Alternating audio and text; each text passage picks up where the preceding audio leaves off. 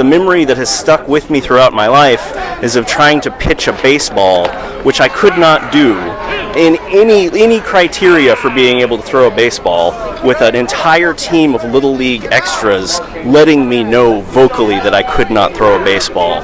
Meeting all of these talented young people who, like, no one knew what we would all kind of go on to do, but just everybody was so connected because we were so creative and expressive and hanging out with each other, redecorating our hotel rooms and moving furniture around. You know, I was hanging out on the streets with, like, musicians. But we're in our 20s, like, making really amazing friends. And I mean, I'd never met, like, New York actors, and Anthony and Parker had such a big influence on me. And just, like, going around and, like, we've discovered the Continental Club and Junior Brown and Tony Price and just the great music and the Broken Spoke, you know. And everybody thinks it's based in Austin, but it's really not. It's based in, it would be like small town outside of the big city. I was in Huntsville, Texas. You know, we'd have to drive 70 miles to go to the concert or do anything too fun. So it was kind of based on those, like, towns. So it's definitely not Austin. I was like, if it was Austin, you wouldn't. There's so much to do. You're so lucky. The most iconic moment was playing the guitar and singing a song that ended up being the opening of my album, which was called the Alien Song. And I wrote it during literally that scene, those first few chords. And Richard was like, oh my God, this is amazing. You got to sing this in the shot. And, you know, it was just such a special moment. So people will run up to me, like, singing that song. This is amazing. My name's Holly Herrick. I'm head of film at the Austin Film Society. I cannot think of a better way to spend a Saturday night than in the Paramount Theater watching one of the most iconic Texas-made, Austin-made films of all time. Dazed and Confused. Get ready. So we couldn't be more honored this evening to be joined by not just the crew who worked on Dazed and Confused here in Austin 30 plus years ago, but also 15 members of the original cast.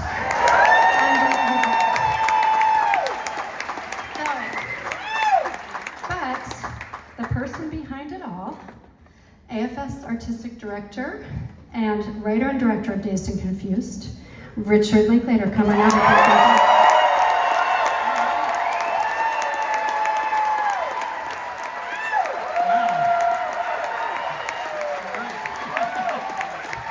This is great.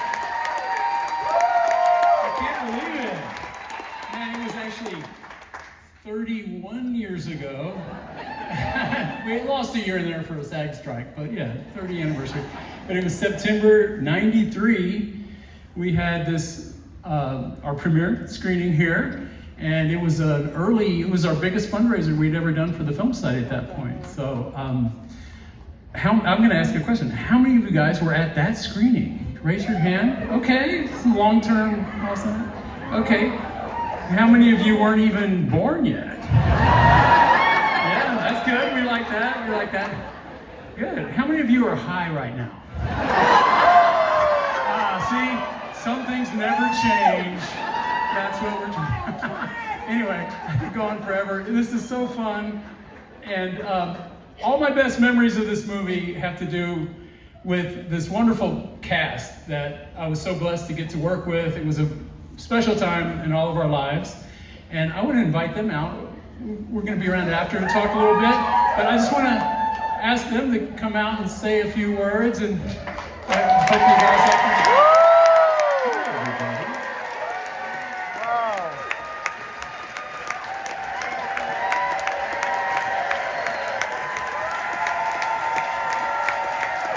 Hi, everybody.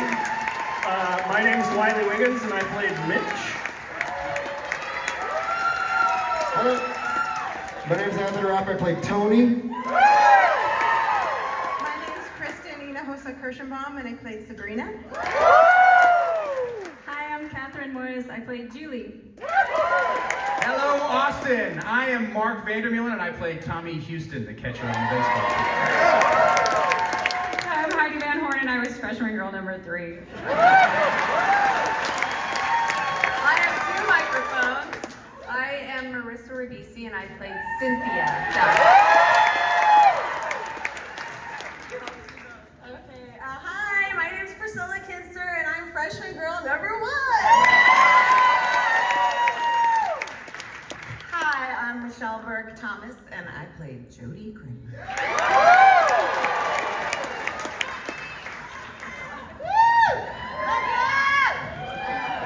Hi, I'm Chrissy Hornos. I played Kay Faulkner. This is a thing. Hi, my name is Mila Jovovich, and I play Michelle.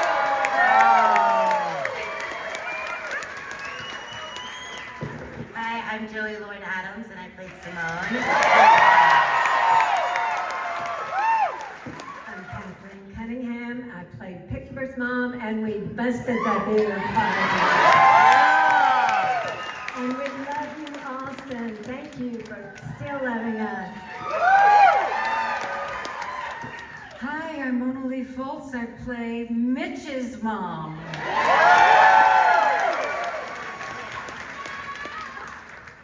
I'm Esteban. I play Carl.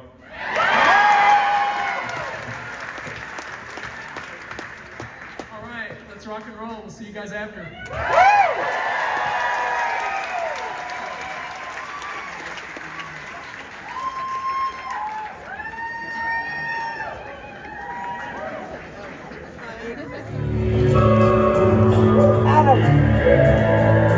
Sit up here.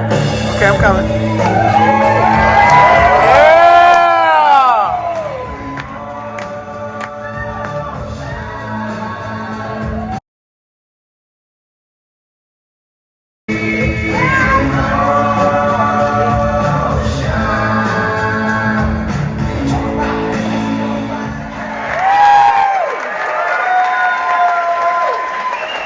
Okay, let's welcome this incredible cast. Wiley Wiggins, Michelle Burke-Thomas, Mila Jovovich, Joey Lauren Adams, Anthony Rabb, Marissa Ribisi,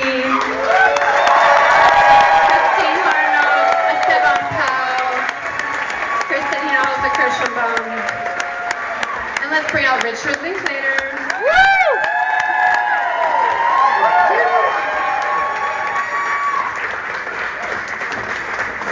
So if I may, while everybody's still coming out on the stage, I just want to thank Richard for giving us all this beautiful opportunity and literally changing our lives forever. And I gather, changing your lives forever. And I would like to thank you all personally for being such die-hard fans, because we would not be here without you. So can I please have you all stand up and get a picture of me?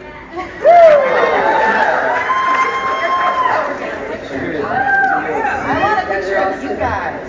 Everybody slow down!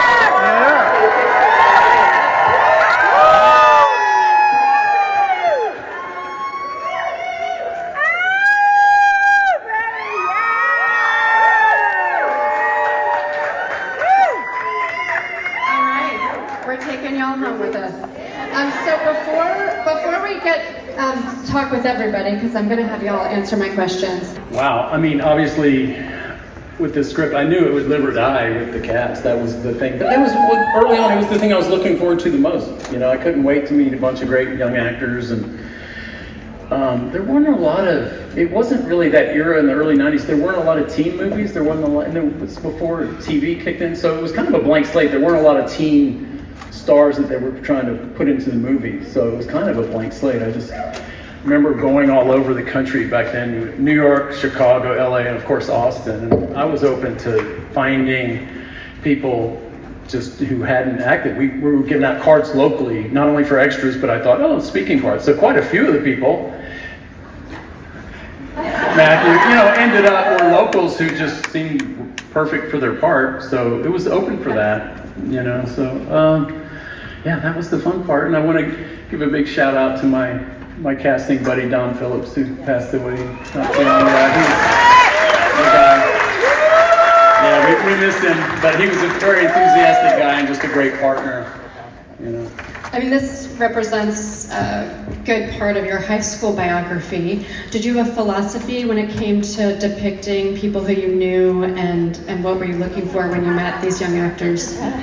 No philosophy. I was just trying to capture some kind of moment in time, some kind of energy, some kind of realism, I think. And these guys were just so up for jumping in and embracing their characters and just getting into it. And the way they bonded with each other, it was really magic. You know, I was kind of like just watching the magic happening and just trying to capture it and help it any way you could. And I don't know, I just think they were having fun, but they were really in. It was great just how dedicated everyone was. You know, that's like I said in the intro, that's what I really remember, is just how much it seemed to mean to them, you know. And you know, I just jumped in there. I know a lot of us haven't watched the film in a long time, so what I wanted to ask all the cast to get us started is, what does this evoke for you when you watch the movie? Kind of what memories or what specific things took you back 31 years? And can you share with us? I mean, for me, it's the baseball scene, right? Like, I don't know, you guys have probably heard this story 100 times, but I lied to get this part. They were, like, explicitly asked me if I'd ever, like, could pitch a baseball. I was like, yeah, sure. Yeah, it's fine. I can't. And it wasn't just that Rick, when we revealed this, like, we went out in the parking lot, he tried to throw me a ball. It's, like, deflecting off my head. And he's like, it's okay. Movie magic. We're gonna make it work. We're gonna make you look like insert famous baseball player's name here. I don't know any of them. Roger Clemens. There you go. So, and they did it, right? It's like a shot from behind with like a talented little leaguer letting it rip. But in the actual scene, I'm throwing these horrible balls, and there's an entire team of little league extras just like. And I'm supposed to be like tough looking, so yeah, that was trial by fire, but it was a good experience. You're seeing me getting like socialized as a very awkward, twitchy teen in real time. Like the character's doing it, I'm doing it, and you gotta learn to take your lumps, I guess. Who's got a good roommate?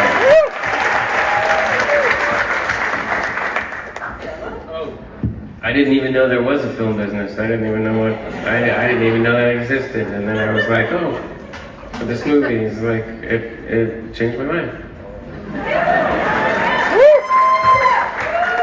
I was just thinking earlier how innocent it all was, and I think part of the reason people respond to the movie the way they do is because there is this innocence and wholesomeness of what was happening with all of us too, that I think we took for granted back then, and today in retrospect, you know, things could have gone a lot differently, and I think we have Rick to thank for that, for being such a good human. That's what we see of him, even with all the brutality. Kristen and I, Rick, like, would like go hang out with them. Like Kristen and I, like Rick would like check in on us for years after to like make sure we weren't fucked up. He'd be like, he was like my big brother. He'd like take me to a bookstore. He'd be like, have you seen this independent comic book? It's like, it was like a commitment to like having a big part in our lives and not just kind of like abandoning us.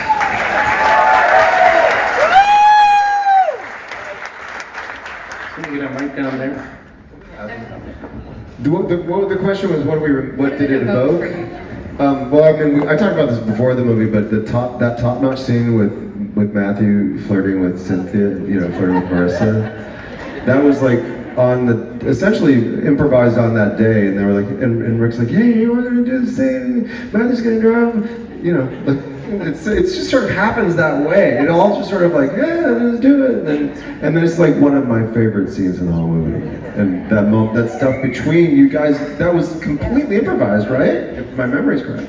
Well, that scene, that's really interesting because we were solving a problem that you had brought up. You know, when you're making a movie, suddenly actors are asking you questions. No crew member, no script supervisor, no executive, no one would ever ask. Namely, you asked me, like, how would we even know there was a beer bus? It's not in the script. It's like, how do you end up at the, and it's like, that's a really good question. how would your characters know? And then it was like, oh, well, maybe at the top notch. And Matthew came in just for a wardrobe fitting. He was there, he wasn't working that day. And it was like, well, we'd always, he drove around, but he didn't have any lines yet. So, well, what if we work out a scene that he's, hitting on you, invite you to the party, so we just worked that up throughout the night. It started when it was still light outside. And then we just kind of kept adding to that. And that was his first scene ever. Yeah, that was the first scene That was his first scene ever on film. How was he scheduled to shoot that? So he came aside, he pulled me aside, he's like, what's happening? And I was like, all right. I was 17. I was like, okay, here we go. Let's get deep. And I remember we talked about the connection and all that. Yeah, because Rick said before, we're gonna find a love interest for Cynthia. So I was like, oh, okay, you think about it, I'll think about it. And he's like the older guy, of course! It brings me joy. It brings me joy. Wait, I do want to say one more thing. Talking about the casting. I was an actor, I was auditioning like a lot of us were. But the day that we had this pizza party, and it was really incredible. It was every person who was auditioning came to Universal on a Sunday, right? And we spent the entire day there. I remember going, whoa, we're gonna spend the whole day, it's a pizza party. That's what they called it, right? The pizza party. Yeah. They literally had pizza for us. We stayed there all day long and we just mixed and matched all day with characters. And we all connected. That's where we all really, really connected. And at that point you're looking for chemistry. Oh, they feel right. Putting together a big ensemble. Yes. That was the big moment. And then we heard soon after, and then we all flew to Texas, and we spent 3 weeks or 4 weeks rehearsing. Because I was saying to Rick, I don't mean to hog this, but I was saying to Rick backstage, how did you pull this together? All these different stories and characters, I couldn't keep it straight in my head. And it was just incredible how you pulled it together, but really the rehearsal process started that all going, yeah. I just want to say I thought the pizza party was bullshit. I hated it.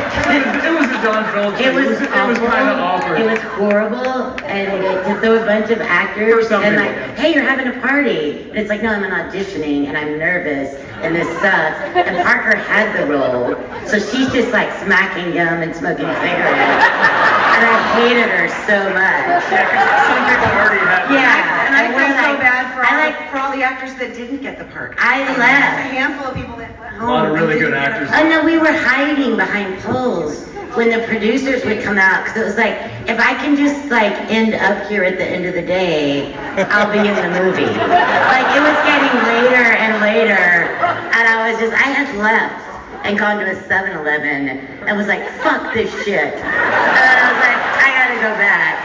But you came back. Yeah, and then Don was let's go for a walk, Joey, and I was fuck, you're sending me home.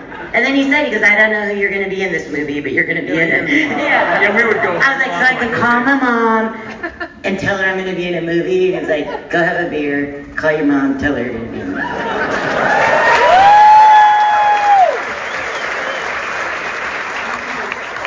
I mean, I think that's really what you just said is so much, I think, what the magic of this movie was all about, is that Richard literally took us and he understood each one of us in what was unique about us, right? And was able to highlight that on film. And I remember playing my character who was the pretty mysterious girl. And I actually was playing guitar a lot and writing and making music.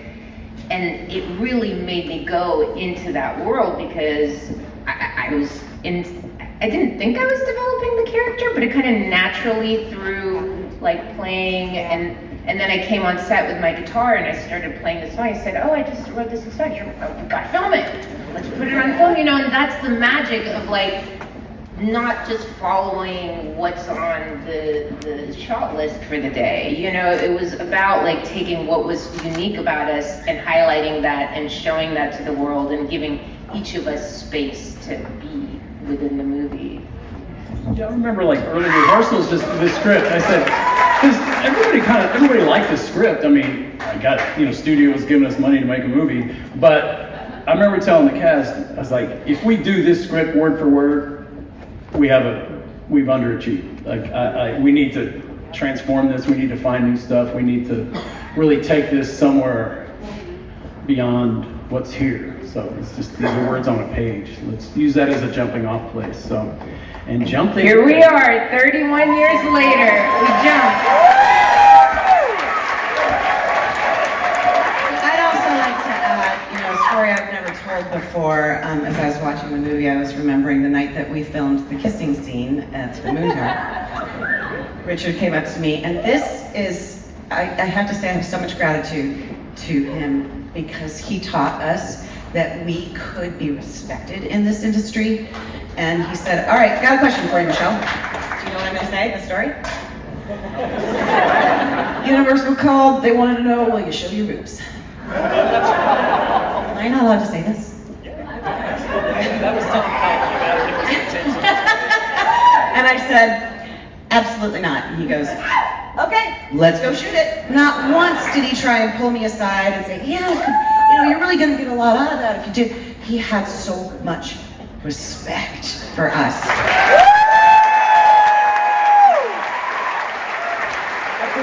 I put all the studio notes out of my mind. But that was Tom Pollock who was running the studio. You gotta give me some tips in this movie. That's Studio. a whole nother film. I did it for you in Mallrats with Jim Tack.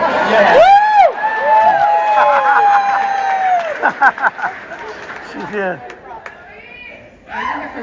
I just want to say what I'm saying is right. Like, I really think that, like, because I've been to the 10-year, the 20-year reunion, the 30th, and like, this was honest, because I don't watch the movie in between the reunions, but this was really the first time that I was able to watch the movie and not be like, it was so hot that day, or think about Austin, or the beautiful, like, the experiences that we have. And I just want to say, like, the production design, the art, the wardrobe, the music, the editing, the orange cinematography, like, this movie would not be what it is without all the other people who made this, like, created the place for us to show up.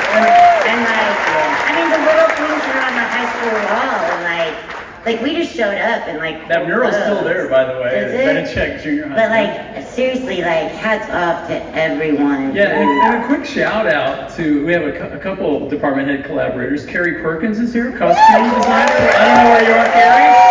Saw you earlier. The great Carrie. And Sandra Adair, my editor. Stand up, Sandra. Wherever you are. There you are. 32 years ago, we were working together for the first time, and we're still working together. It's been just a blessed relationship. Okay, I just want to say how we picked our wardrobe. They gathered all the cast together when we were rehearsing, and we kind of had to pick our looks. There was a huge like hanger, right? That big, and it was just filled with vintage clothing, and they literally said, go shopping. And so we got to just go shopping. We looked at yearbooks from the 70s to like sort of go, oh, they're wearing this and they're doing this. We went shopping, we picked out the best outfits. Some of us cried, some of us were like, remember, it was like really like, and then we gave our, this is our day outfit, this is our night outfit. We all had 2 outfits, and then, or Ovania probably had 3. Right?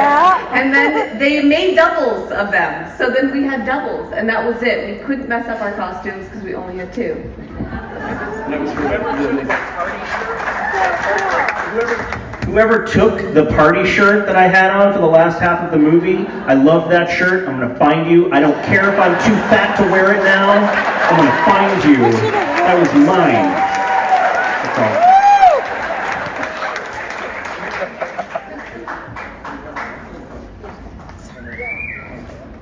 I'm a little embarrassed to say that I don't remember hardly anything.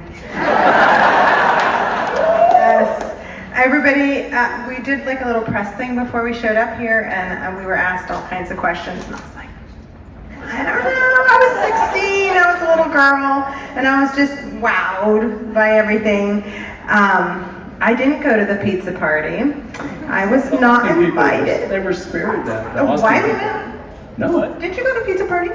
Yeah, I remember Mila, do you remember being mad and leaving and going to a Subway during that?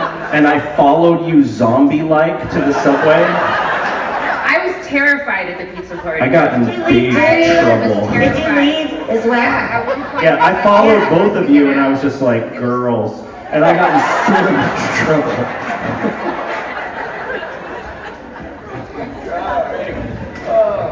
Oh, we were shoved in the same hotel, all of us, and we shot a lot of night shoots, which meant we were up all night long, and then we'd get back to the hotel around 6 a.m. and everyone would pile in to the lobby. Do you guys remember this? And we would just hang out till noon, and then we'd go to sleep and we'd wake up and we'd look out our window and we'd see the bats flying out from under the bridge and we'd be like, time to go to work.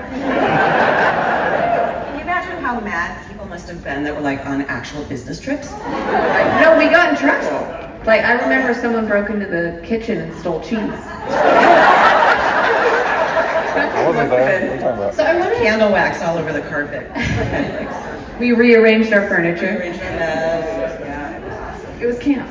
This kind of feeds into my next question, which is, each of you were maybe a couple years older. Marissa, you're accepted, but than the characters you were playing. And I wanted, looking back, how do you think sort of the age gap affected the vibe that you brought to the film and sort of your own reflections on who you were as a high schooler that you brought to your characters?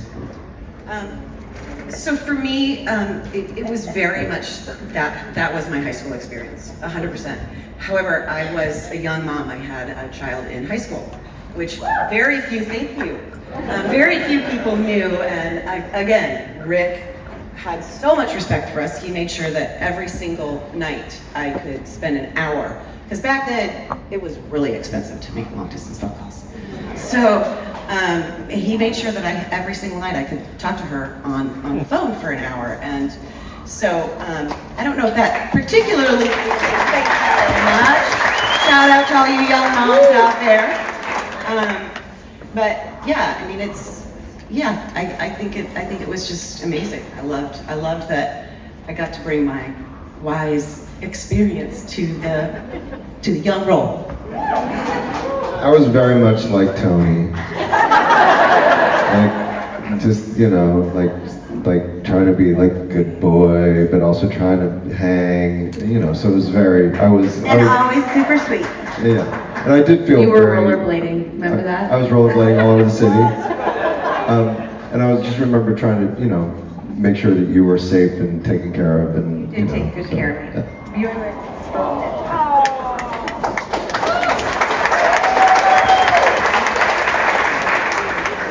I mean, I related to my part a lot because I was definitely always felt like an outsider at school, and I had ideas and creativity, but I couldn't relate to other kids my age. So I think Michelle was actually perfect for me because I was like doing my own thing.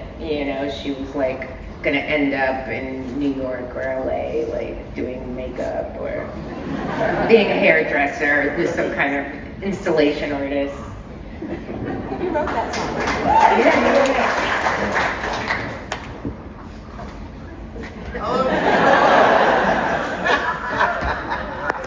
I think you go number. That was really good. Joey and I were the old ladies of the group. 44. But I was saying today, I really felt it. Like I felt like, oh God, I'm really, now I'm thinking, my God, I was a baby. But yeah, I just found out Joey was also 24. I grew up in Arkansas, so I was slightly stinted. Because we were that's how I grew up, in Arkansas. We had keg parties in the woods and cruise Camp Robinson. We had a Burns Park that on Sundays it would take you 3 hours to get around it because everyone was cruising. So I felt right at home. You were young. The internet wasn't even invented yet. And then all of a sudden, like, life changes and everybody's like figuring out this whole aging process. And it's like watching myself at like 16. I'm like, oh shit.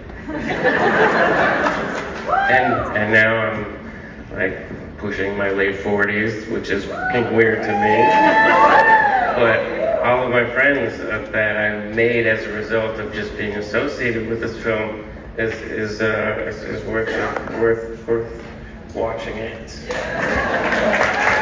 I'm curious too if anybody wants to comment on, this, you heard the whole crowd, quoting every line in the film. So if anybody wants to share sort of what it's meant to be associated with this and sort of anything that's people, like, I've heard, I've watched this so many times, videotapes and CDs and DVDs and like, that's 10 years after I made the Blu-rays. first time, you know what I'm saying? It's like, oh shit, and like people still love it. That's fucking cool. That's cool. And I'm very grateful and thankful. And that's me. It might, I don't know if this is going to interest anybody, but the fact that we all continued to hang out in LA is kind of interesting for years afterwards. So they were bonds that were made that were not broken for quite a long time, and still exist. Strangers, friends, and coworkers have been one-linering me for 30 goddamn years. Be a lot cooler if you did do that paperwork. Tonight I brought my 2 kids. It's the first time for them to see the movie tonight. And I had forgotten how racy and lots of drugs there are in the movie. Anyways, not quite appropriate with them, but they survived. And but I brought them here because they had never seen it, and I wanted them to see it with all of you.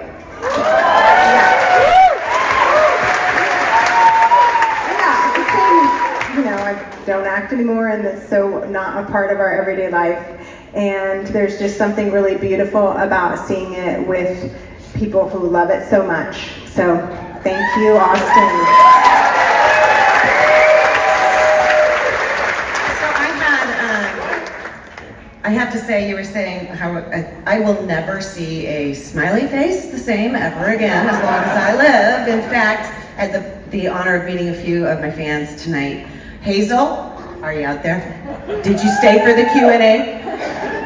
I met a fan who actually had a tattoo, that smiley face tattooed, tattooed on her arm. And I just think it's so cool that people are out there paying homage to this incredible film that Richard Linklater put in all of our lives.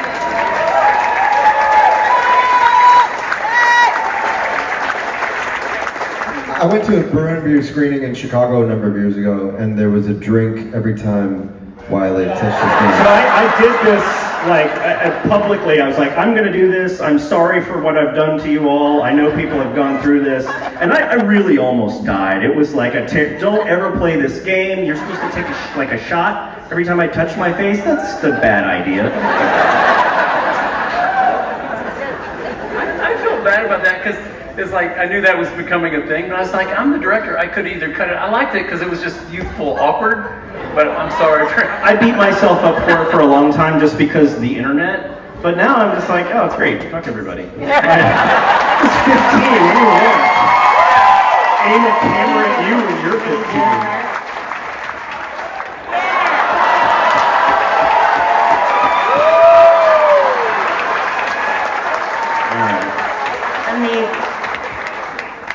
Rick, I want to close it out with you and have you tell us what your reflections are, and also you told this part of your life in this story, and you did college, but do you ever have the desire to go back here where you were with Dazed and Confused?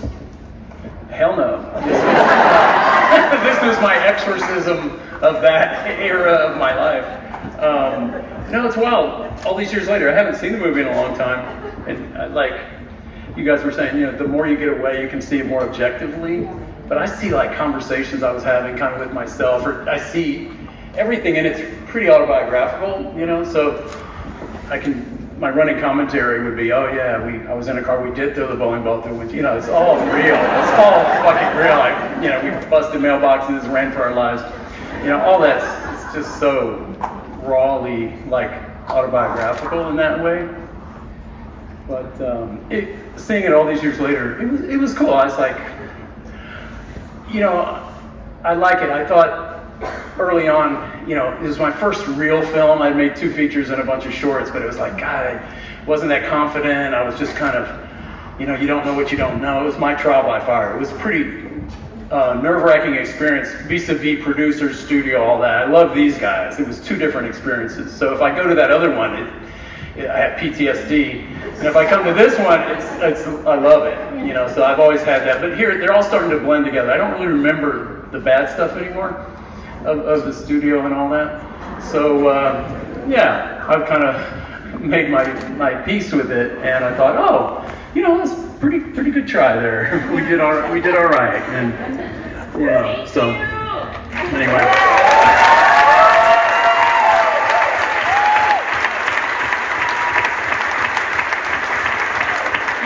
Finally, I just want to thank all of the cast for coming back to Austin and 31 years later. Thank you. Guys, thank you for being here. Thank you, Paramount, for having us. This film means so much to us as Austinites, and it's thanks to you. See you for the 40th.